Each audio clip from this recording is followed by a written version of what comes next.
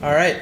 Hi, I'm Kuan. I'm a developer from Mapbox, and today I'll be talking about traffic volume indexing on OSM. So here's an overview of what I'll be talking about. First, I'll kind of frame why we're talking about this, what the interest is, and then there's a product called Mapbox Movement. I'll explain basically what that is and how it applies to OSM data and how we basically take that data and we can pair it with existing road segment information. I'll share an example use case, compare it to some existing ground truth data from Michigan DOT, and then I'll kind of show how we can move beyond that and kind of show potential applications. Okay, so what problem am I solving, or why am I interested in this? You can imagine if you're a transportation planner or somebody, you might be very interested in the number of vehicles moving down a road. This has implications from congestion to, the turnover in the asphalt that you pave, how frequently you need to repave. If you are a transit routing agency or, transit agency, you might want to route your vehicles along lower congestion roads that are adjacent to higher congestion roads. So the applications are numerous. But one of the things that we wanted to do internally as well is you can begin to QA your data. Like, the more you understand the traffic volume on that road, you can say, well, if I'm getting live data from that road, how representative is that live data in terms of speeds compared to what I see in terms of typical volume along that road? So before we talk about that, I'm going to frame this product that I've been working on for the past 2 years or so at Mapbox called Movement. So for some context, Mapbox actually has an SDK that's used in many applications, and it generates anonymized probe data at essentially sub 5-minute intervals. So you basically get these snippets of activity along the road. The reason for that is that it highly anonymizes the data. You basically can't understand the totality of a trip, but what you can do is you can make, the impetus for this was it generates information that can be assigned to road segments, and then you get speeds. And you can imagine that you're not particularly, originally as this was designed, you're not particularly interested in knowing how many vehicles are on the road. You just need enough probes to get an idea for the traffic. This is how many providers that provide real-time speeds data generate their speeds information. But what we realized with this data is that you also have volume anonymized at any different location in the world. So you can imagine if you were to break the world up into a raster, or in our case, quad keys, you can think of these, say 100-meter grids across the globe, and you can create an activity index. So you can say, well, this is how busy this area was today versus how busy it was in the past. This allows you to begin to pinpoint points of interest, analyze changes over time. Also is useful, as we saw with the grab example, if you begin to look at the world as a raster, you can see these peaks, contiguous peaks actually can identify new missing road segments. Now, Mapbox generates data from a huge number of providers. If you ever have read about people that generate this type of information, and then when DOTs try to use it, they realize there's a huge skew issue. And that skew issue is, let's say you're an app that is for bike enthusiasts. That's not representative of a typical cyclist in a city, so it's not going to actually tell you where a comfortable bike route is. It's just going to tell you where the most popular bike route is for the type of user that uses that application. Fortunately, since we have something like 45,000 applications, we actually have a very large spread. But the problem with the spread is that at any moment an app can go viral and just start generating massive amounts of data, or an app can stop using Mapbox and generate no data.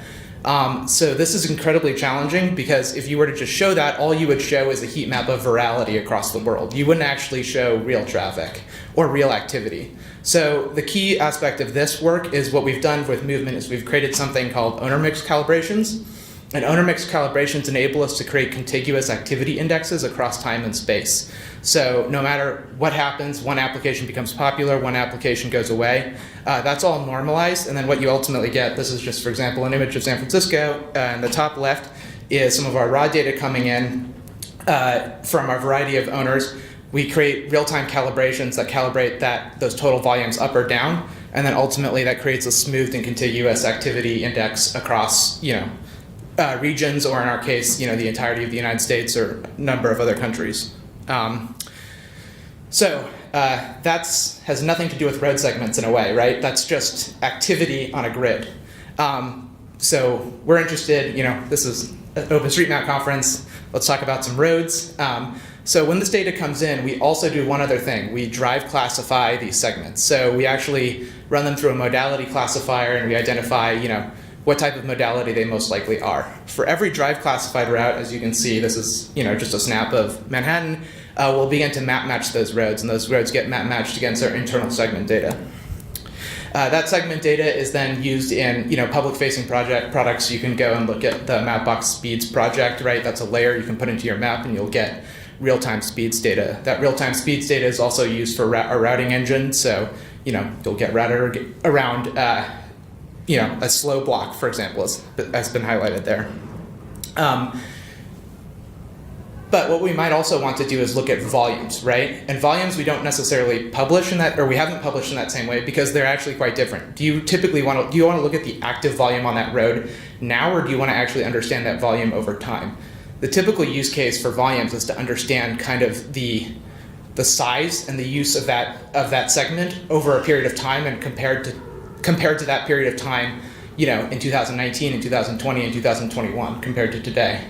So I'll go ahead and I'll just show a quick example that'll try to explain that use case, and you can show also an example use case and sort of the sensitivities that we can introduce with segment volumes. So you'll see 3 images here. There was in a GIF earlier. We have spring 2020 volumes, or we have spring 2020. Those are out of order. Anyway. So the middle one should be looked at first. That's 2019, and then 2020, and then on the right is spring 2021. And what you should see basically is then 2019 in the Detroit area, you see a lot of congestion, right? This is a typical peak hour, typical day in a spring of 2019. A lot of traffic, heavy use of the highway system. Then if you go left inexplicably instead of to the right, and you look at 2021, you see free flow traffic and very low volumes. And the reason for that is, of course, that's March 2020 when the pandemic hits. And then you can actually go to 2021 and you can see that traffic is beginning to pick up, but it's nowhere near the levels that it was in 2019. So we can actually analyze that area temporally as well with the movement data. So we can actually begin to look at those map match segments, and we begin to understand this is the activity index. So this is traffic volumes for a target roadway for the last 3 years about. And you can actually see that down to the day. You can also see the consistency between days. You can see the noise volumes. The orange is total activity, and then the blue is drive activity. And then you can see the 3 target areas that we've looked at, and I didn't include 2022 because we're not done with the same few week period that we were looking at. And so if you are a traffic planner or somebody, you could easily begin to start to see the modality, the shift at a segment level. So this is evaluating all those segments as a histogram. You can actually see the leftward shift from 2019 to 2020, where most roads experience a reduction. And then you can see an increase from 2020 to 2021. But what's interesting is you don't have to just look at totals. Thanks to OSM, you can actually begin to use tag filtration. So you can actually look at the type of movement that's occurred. So each one of these charts is a year over year indexed to the prior year. So what you actually see is that between 2019 and 2020, you had significant reductions, especially in highways, but somewhat in residential. But then from 2020 to 2021, you actually see an increase in residential and only a small gain in highways. So looking at this sort of as a histogram distributed, you can actually see that there's a fairly normal distribution in terms of change in residential road traffic over this time period, whereas highways have actually had a significant reduction. We could all posit why that is. It's probably people not driving into downtown areas, but people still performing their typical residential daily journeys. So why use Mapbox, or what is so unique about the fact that we've generated this data? Don't DOTs generate this data? Yes, they do, but they do in a different way. So MDOT is actually so one of the challenges is if I were to ask you to do that and you were to go out to your DOT, be it a metro area or a state, it'd actually be quite hard to find really high resolution data down to every single road segment. Michigan DOT actually has pretty good data for most major road segments. You can actually see they have a Esri map that you can actually begin to explore those road segments. One of the challenges, though, is that they only take traffic counts every few years, and although they update the map every year, some traffic counts can be 10, 20 years old. And then you're not able to drill down to the segment. So if you actually really want to analyze a road segment, you might want to understand it from an intersection to an intersection. like a traditional segment of road, not whatever the DOT defines as a segment of road. For example, Woodward, a major street in Detroit, the segment extends from one freeway to another and encapsulates the entirety of the Midtown area. So again, just to contrast, what we've done is we've actually broken each segment down into every single node-to-node segment. So we'll take an OSM road segment and we'll actually break it down into each subsegment and then ID those segments incrementally. So the other difference is coverage. So of course the DOT has to manually count these road segments. So their ability to achieve coverage is challenging. So you can see on the left, this is the MDOT data set. And on the right, Mapbox, we actually allow for, this is all of the road segments that passed our confidence threshold. And you can see that we actually get a large chunk of the residential road segments as well. Comparing between these two is often challenging, and I just would briefly touch on this. This is basically what I've done is I've looked at per meter road volumes, and I've looked at them at Mapbox data as well as compared it to MDOT data. And what ultimately we saw is that directionally they're comparable. If you looked at the top decile and the bottom decile, they actually are almost the exact same segments of road. But the mean deviation, the average deviation for all the major roads was about 27%, and only about 2/3 of our indices were within 1/4 of the indices when I created comparable indices from the MDOT data. I don't think this says that one data set is better than the other. This just highlights the challenge of what is a source of truth when it comes to this sort of information. It's very challenging to actually achieve that. So especially when you're comparing a road segment that may have been counted once by MDOT 10, 15 years ago. So it's just comparing. Yeah, so I think one of the advantages that can come from bringing this data down to the segment level and then beginning to look at it temporally is just the amount of drill down that you can achieve that's beyond what perhaps like an MDOT would be able to enable. So at Mapbox, we actually profile every road segment at 5-minute intervals, and then by day of week. So a total day of week is 2016 5-minute buckets. And each one of those buckets has within itself a histogram of the typical distribution of volume. But then you can begin to sum up the 5-minute intervals, and you can actually see the undulation of traffic across an area for a given typical week. And that's what you see on the left here. And then you can actually begin to segment that thanks to OSM based off of the tagging type to basically see what the sub-distribution is between different types of roadway classifications. So what this allows you to do is, that Woodward, instead of just having one value, which MDOT produced, which is called AADT, their average annual daily traffic, so they had a single estimate of that, we can actually begin to index that and look at that in our buckets and see the trend line. What we see here, it's better resolution up there, but you can actually see 2019 actually has full peaks. I think you can see, yeah, okay, you can't see it on my screen, but 2019 has very full AM and PM peaks. But if you look at 2020, there's no peaks in 2021. Those peaks are coming back. And again, not only can you do that, but you can actually do that for every single road segment from every single intersection, and that's not something you could do with the MDOT data. So that gives you the advantage. This is every single road segment in that area around Woodward, and you can actually see the typical traffic distribution to the hour for the given week's long period that we looked at in that area.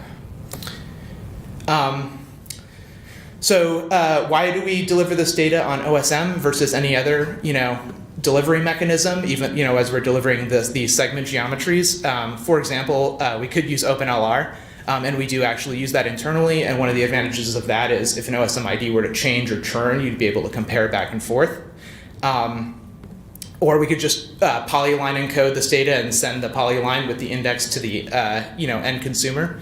But ultimately, we've used OSM ID for a variety of reasons. First is just the tagging, the available tagging and the familiarity from the general population, the general consumer is very high.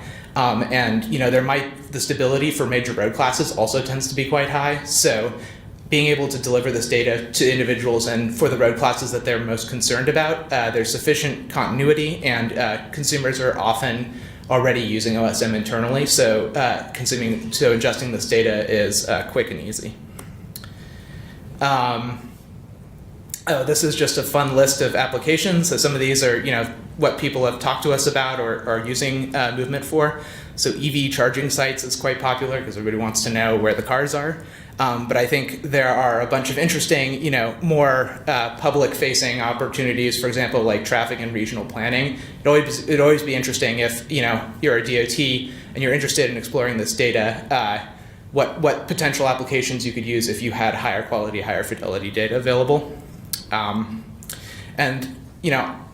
I listed a bunch of tools. For example, our owner mix balancing step and our MDOT comparison. All of these are available. I think these slides are shared later, but I have links. There's blog posts associated with each one of those steps I covered. But ultimately, if you're interested in this data, we publish all of our prior year's data for free.